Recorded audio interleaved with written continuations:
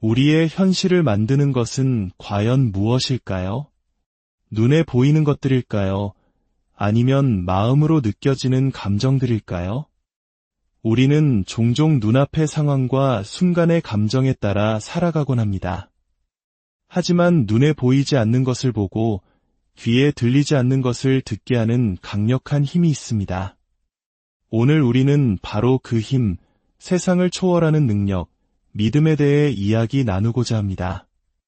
본격적인 이야기에 앞서 잠시 여러분의 마음을 구하고자 합니다. 오늘 이 이야기가 여러분의 마음에 울림을 준다면 좋아요와 구독을 통해 저희와 함께해 주십시오.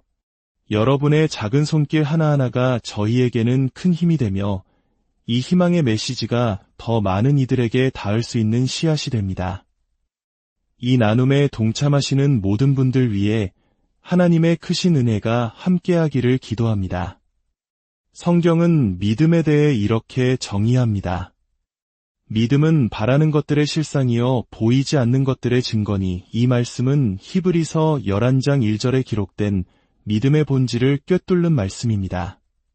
어렵게 들릴 수도 있지만 사실 우리 삶과 매우 가깝습니다. 예를 들어 여러분이 꿈에 그리던 집을 계약했다고 상상해 보십시오. 아직 그 집에 들어가 보지도 못했고 눈으로 직접 본 적도 없습니다. 하지만 여러분의 손에는 등기 권리증이 들려 있습니다.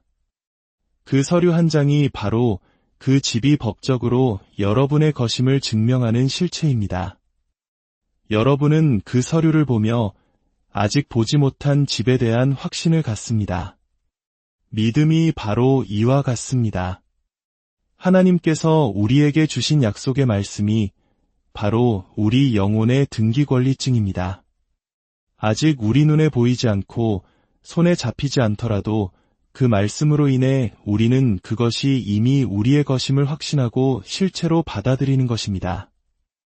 이것은 단순히 보이지 않는 것을 믿는 긍정적인 생각과는 차원이 다릅니다.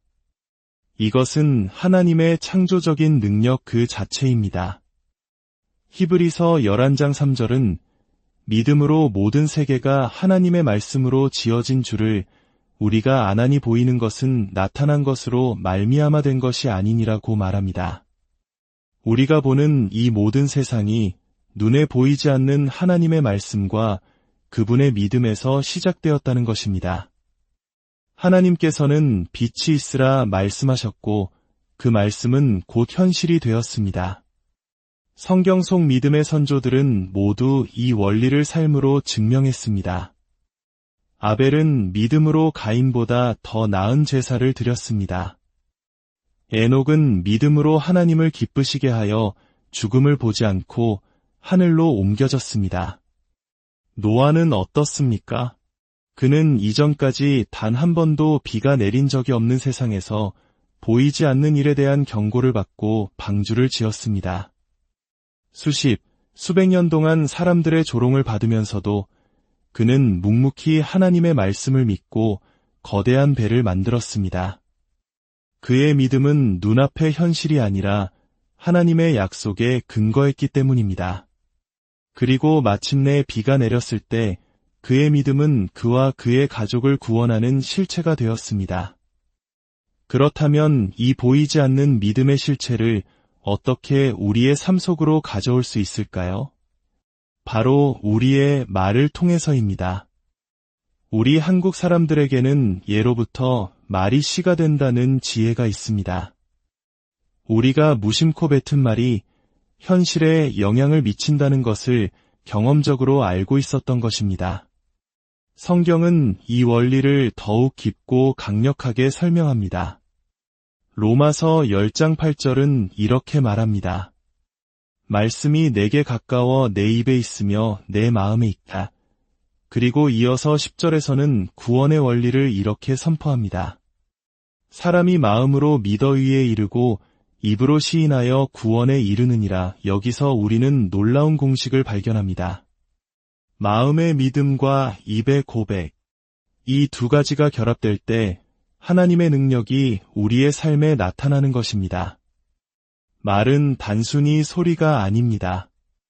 말은 우리의 믿음을 담는 그릇이며 그 믿음을 현실 세계로 풀어놓는 열쇠입니다. 한번 입 밖으로 나온 말은 다시 주워 담을 수 없습니다. 그것은 마치 총구에서 발사된 총알처럼 목표를 향해 날아가 영향력을 발휘합니다. 우리의 입에서 나오는 말이 불평과 의심, 불안의 말이라면 우리의 삶은 그러한 열매들을 맺게 될 것입니다. 그러나 우리의 입에서 하나님의 약속에 근거한 믿음의 말이 선포될 때 그 마른 산을 옮기는 능력이 됩니다. 예수님께서 마가복음 11장에서 말씀하셨습니다. 누구든지 이 산더러 들리어 바다에 던져지라 하며 그 말하는 것이 이루어질 줄 믿고 마음에 의심하지 아니하면 그대로 되리라. 이것은 단순히 비유가 아닙니다. 우리의 믿음의 고백이 불가능해 보이는 상황을 바꾸는 실제적인 힘이 있음을 가르쳐 주시는 것입니다. 이 믿음의 원리는 우리 삶의 모든 영역, 특히 가장 현실적인 문제인 재정 문제에도 동일하게 적용됩니다. 로마서 13장 8절은 피차 사랑의 비두에는 아무에게든지 아무 빚도 지지 말라고 권면합니다. 많은 사람들이 이 말씀을 그저 도덕적인 겉면으로 여기지만 여기에는 깊은 영적 원리가 담겨 있습니다. 빚은 단순히 돈의 문제가 아니라 우리의 마음을 묶고 염려와 불안의 노예로 만듭니다. 과거의 한 목회자가 이 말씀을 깊이 묵상하며 큰 도전을 받았습니다. 그는 사역에 꼭 필요한 장비를 구입해야 했지만 돈이 없어 빚을 져야 할 상황이었습니다. 빚을 지지 말라는 말씀과 현실의 필요 사이에서 그는 깊은 갈등에 빠졌습니다. 그러나 그는 결국 하나님의 말씀을 따르기로 결심하고 빚을 지는 대신 하나님께 간절히 기도하기 시작했습니다. 바로 그때 기적 같은 일이 일어났습니다. 한 성도가 그에게 다가와 봉투를 건넸는데 그 안에는 정확히 그 장비를 살 수 있는 금액이 들어있었습니다. 이 경험을 통해 그는 중요한 것을 깨달았습니다. 우리가 하나님의 말씀을 믿고 순종할 때 하나님께서는 우리가 상상하지 못했던 방법으로 길을 여신다는 사실입니다. 빚에 의존하는 삶은 인간적인 계산과 염려에 묶인 삶이지만 믿음으로 사는 삶은 하나님의 무한한 공급하심을 경험하는 자유로운 삶입니다. 오늘날 대한민국을 살아가는 우리 중 많은 이들이 재정적인 압박과 빚의 무게에 힘겨워합니다.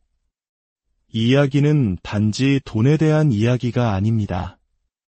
이것은 우리의 삶의 주도권을 누구에게 둘 것인가에 대한 근본적인 선택의 문제입니다. 눈에 보이는 부족함과 한계에 얽매여 살아갈 것인가, 아니면 보이지 않는 하나님의 신실하신 공급을 믿고 자유를 향해 나아갈 것인가. 믿음은 바로 이 선택에서 시작됩니다. 사랑하는 여러분, 우리의 삶은 우리가 보는 것이나 느끼는 것에 의해 결정되지 않습니다. 우리의 삶은 우리가 무엇을 믿고 무엇을 입으로 선포하느냐에 따라 만들어집니다. 여러분의 마음에 하나님의 약속이라는 등기권리증을 굳게 붙드십시오. 그리고 여러분의 입술로 그 약속이 이루어졌음을 담대하게 선포하십시오. 불가능해 보이는 산을 향해 믿음으로 명령하십시오.